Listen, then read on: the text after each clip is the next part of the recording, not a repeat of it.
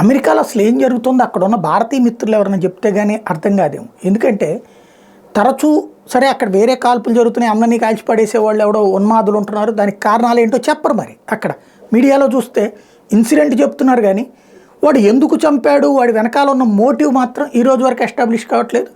అదే మనకు గనక రథదగ్ధం లాంటి పిచ్చోడు చేశాడు, తేనెటీగలు చేసిన ఇలాంటి వ్యవహారం లాగానే ఉంటుంది. అట్లాగే నడుస్తుంది, విషయం ఏం తెలియట్లేదు. అక్కడేమన్నా మరి పత్రికలో విడిగా వచ్చిందని తెలియదు, అక్కడ ఉన్న మిత్రులే చెప్పాలి. రెండో కాన్సెప్ట్ చూస్తే కాల్చి చంపేస్తున్నారు. దాదాపు 5-6 ఇప్పటిదాకా కాల్చి చంపబడ్డారు ఇండియన్స్ ఈ మధ్య కాలంలో. ఇప్పుడు తాజాగా కూచిపూడి డ్యాన్సర్ అయినటువంటి అమర్నాథ్ ఘోష్ హత్యకు గురయ్యారు సెయింట్ లూయిస్ దగ్గర. అది కూడా మల్టిపుల్ టైమ్స్ కాల్పులు జరిగినాయట ఆయన మీదన, చనిపోయేదాకా కాల్పులు జరిగినాయి.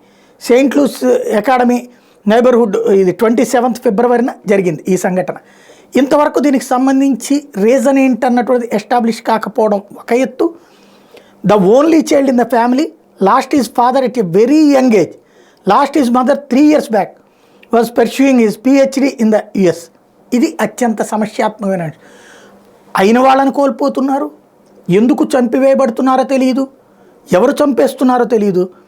ఇప్పుడు చనిపోయిన తర్వాత తెలుగు సంఘాలో లేకపోతే భారతీయ సంఘాలో అంత్యక్రియలకి శవాలని గురించి తీసుకోవడానికి పోటీ పడుతున్నాం కానీ, అంటే ఆ విధంగా మేము మానవత్వంతో ఉన్నామని చెప్తున్నాం కానీ అసలు ఎందుకు చచ్చిపోతున్నారు మన వాళ్ళు?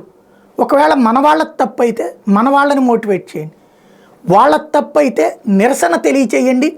ఆ తప్పు మళ్ళీ జరగకుండా ఏదన్నా గట్టిగా ప్రభుత్వం తరపున చర్యలు తీసుకునేలా చూడండి. లేకపోతే దేశం కాని దేశం అమెరికాకి వెళ్ళి అద్భుతంగా బ్రతుకుతున్నారు మన వాళ్ళు అనుకుంటే ఏ క్షణంలో ఇలాంటి చావు కబురు వస్తుందని భయపడాల్సిన పరిస్థితి వస్తుంది.